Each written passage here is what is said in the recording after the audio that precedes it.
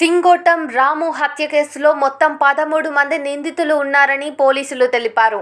LN నగర్లో ఫిబ్రవరి 7వ తేదీన జరిగిన హత్య కేసు విషయమై జూబ్లీహిల్స్ ఏసీపీ హరిప్రసాద్, సిఐ వెంకటేశ్వర రెడ్డి శుక్రవారం జూబ్లీహిల్స్ పిఎస్లో విలేకరుల సమావేశం ఏర్పాటు చేశారు.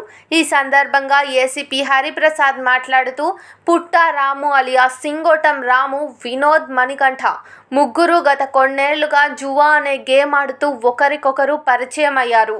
ఈ గేమ్ ద్వారా రాము ఆర్థికంగా స్థిరపడ్డాడు. అది చూసి మణికంఠ కూడా జువా గేమ్ స్టార్ట్ చేశాడు. 2002లో రాము మణికంఠలకు మధ్య గొడవ జరిగింది. గొడవలో మణికంఠను సింగోటం రాము రాడ్డుతో కొట్టి అతనిపై కారెక్కించాడు. అప్పటి నుండి రాముపై మణికంఠ పగ పెంచుకుని హతమార్చాలని ప్లాన్స్ వేస్తూ వచ్చాడు. గతంలో వినోద్కి బ్రోతల్ హౌస్ నడిపే హిమాభి పరిచయం ఏర్పడింది. హిమాభి కూతురు నసీమాతో వినోద్కు రిలేషన్షిప్ ఉంది.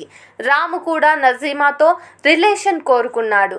దీంతో పాత పగతో మణి, వినోద్లు కలిసి రాముని చంపాలని ప్లాన్ వేశారు. డబ్బు ఆశ చూపి నసీమా ద్వారా రామును ఆమె ఇంటికి పిలిపించి చంపాలని ప్లాన్ వేశారు. హత్యకు సంవత్సరం ముందే గుల్బర్గా వెళ్లి కత్తులు, మారణాయుధాలను కొనుగోలు చేశారు.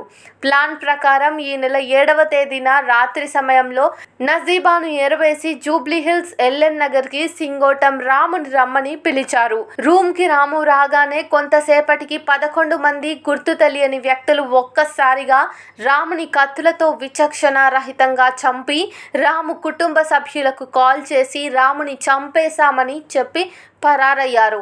వీరిలో 6గురిని సూరారం జీడిమెట్లలోని ఒక ఇంట్లో పట్టుకుని అరెస్ట్ చేశామని, ఇందులో 2 మహిళలను కూడా రిమాండ్ చేశామని, మిగతా 5గురు నిందితులు పరారీలో ఉన్నారని పోలీసులు తెలిపారు.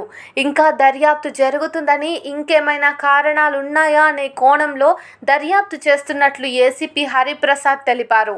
నిందితుల్లో ఇందుల మణికంఠ, దర్వత్ వినోద్ కుమార్, మహమ్మద్ కైసర్, కావలి శివకుమార్, కప్పల నిఖిల్, తున్న కుమార్, పతన్ నసీమా, హిమాభి నిందితులు అరెస్టు కాగా ఇంకా 5గురు పరారీలో ఉన్నారు. తొందరలోనే పట్టుకుంటామని ఏసీపీ తెలిపారు.